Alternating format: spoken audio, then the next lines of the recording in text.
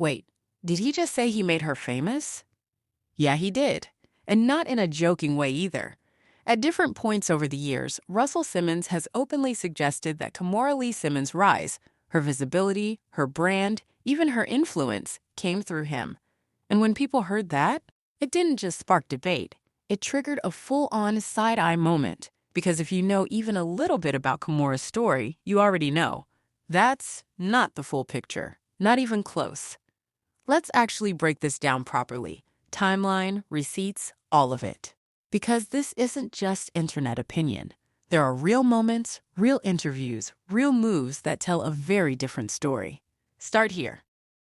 Before Russell ever entered the picture, Kimora wasn't trying to get on. She was already on. At 13, she was scouted internationally. By her mid-teens, she was working with Chanel. Yes, that Chanel, under Karl Lagerfeld. Wait, did he just say he made her famous? Yeah, he did. And not in a joking way either.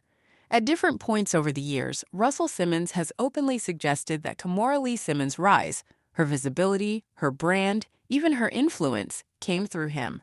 And when people heard that, it didn't just spark debate. It triggered a full-on side-eye moment. Because if you know even a little bit about Kimora's story, you already know. That's not the full picture. Not even close. Let's actually break this down properly. Timeline, receipts, all of it. Because this isn't just internet opinion. There are real moments, real interviews, real moves that tell a very different story. Start here. Before Russell ever entered the picture, Kimora wasn't trying to get on. She was already on. At 13, she was scouted internationally. By her mid-teens, she was working with Chanel. Yes, that Chanel, under Karl Lagerfeld, Farm Russell's brand. And in the late 90s, he brought Kimora in, eventually making her the creative force behind Baby Phat. That's documented. That's real. In interviews from that era, Russell has described giving her the platform, essentially saying he put her in position. Not always word for word, I made her famous, but close enough that the meaning is clear. But here's where the story flips, and this is the part people don't always say out loud. Kimora didn't just get handed a brand, she ran it. And not quietly either.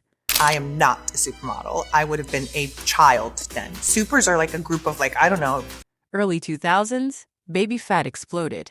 We're talking celebrities wearing it. Runway shows that felt like cultural events. Campaigns that blended luxury, femininity, and hip-hop in a way nobody else was doing.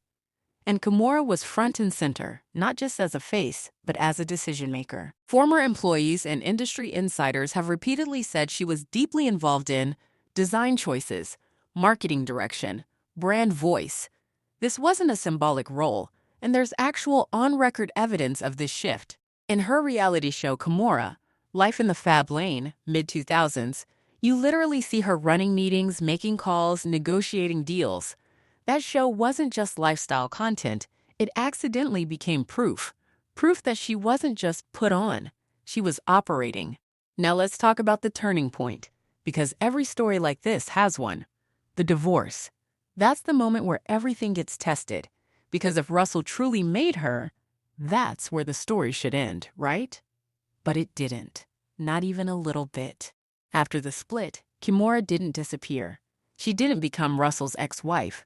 She stayed visible, and more importantly, she stayed relevant. It was the smallest piece of the business, right? Because there was other guys and other partners, and the guys were my ex-husband's, friends.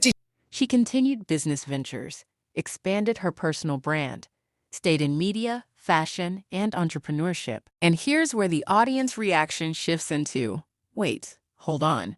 Because now the question isn't theoretical anymore. It's observable. If someone is only famous because of another person, why are they still standing after that person is gone? And this is where Russell's later comments start to hit differently. Because over time, he's made statements, again, sometimes subtle, sometimes more direct, crediting himself for her rise. At one point, he even framed it along the lines of, I discovered her, Slay showed, I made her who she is. Not always in those exact words, but that implication has been consistent enough that people noticed. And when those clips resurface, people don't just disagree, they react. Because it sounds less like reflection and more like ownership. And this is the part where things get deeper than just celebrity gossip, because this taps into a bigger pattern. Historically, women's success, especially in business and entertainment, has often been tied back to men, even when the woman clearly did the work, even when the results speak for themselves. So when Russell says things like this, whether intentional or not, it hits a nerve. Because people hear, she succeeded, but through me. But behind the scenes, things weren't that simple, not even close. Let's go back to that power dynamic for a second, because this matters more than people realize. Russell had industry control, financial control, brand ownership. Kimora came in younger, newer to that specific business world. So even if she was talented, and she was, the structure was his, at least at the beginning. So now the question becomes, when someone builds inside a system created by another person, who gets the credit? The architect? Or the one who expands it into something bigger? Because here's the reality most people don't say out loud. Baby Fat under Kimora didn't just succeed. It became bigger than what anyone expected from a women's extension line. It developed its own identity, its own audience, its own cultural impact. And that's where the narrative starts to break. Because if Russell made her, why did the brand feel so distinctly hers? Even in interviews, Kimora has positioned herself not as someone who was put on, but as someone who worked, built, and executed. She's talked about long hours, decision-making pressure, and being underestimated. That you need all that eye contact, side to side to side to side. Because Not in a defensive way, but in a very clear, I was doing the job kind of way. And honestly, that's probably why she doesn't respond aggressively to his claims, because she doesn't have to. Her track record does it for her. But let's be fair, because this isn't one-sided. Russell did play a role, a big one. He opened doors that are notoriously hard to access. He gave her a platform inside a growing empire. He positioned her in a way that accelerated visibility. But the truth is, coming out of that class, a second of presence. All of that is true. But here's the difference, and this is the line everything hinges on. Acceleration is not creation. And that's the part where audiences go, oh, okay. Because giving someone a fast lane is not the same as building the car. So now we're looking at two truths that exist at the same time. Russell helped create the opportunity. Kimora turned it into something sustainable. And the tension? It comes from how that story gets told. Because saying, I supported her rise, and saying, I made her famous, are not the same sentence. Not even close. One is partnership. The other is possession. And in today's culture, where people are hyper-aware of power, credit, and narrative control, that distinction matters more than ever. So now we're back to the real question, not the surface-level one, the deeper one. Who owns a success story? When one person had the power to open the door, but the other proved they could stay in the room without them? Because that's what this really comes down to.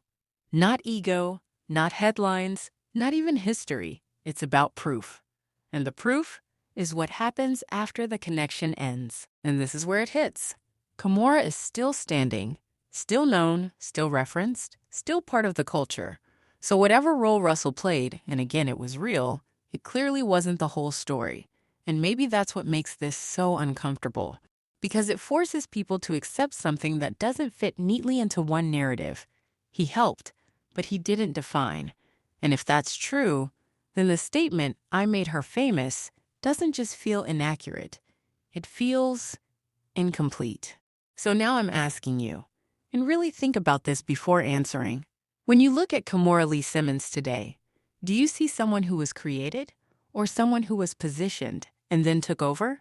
Because those are two very different stories, and only one of them actually lines up with what we've seen play out in real time. And here's the part people don't say, but probably should. Sometimes the person who thinks they made you is actually just the first chapter of your success. So what do you think? Did Russell Simmons make her? Or did he just underestimate what she was going to become? Drop your take, because this one, this one's not as simple as people want it to be. And the more you look into it, the more the story starts to shift.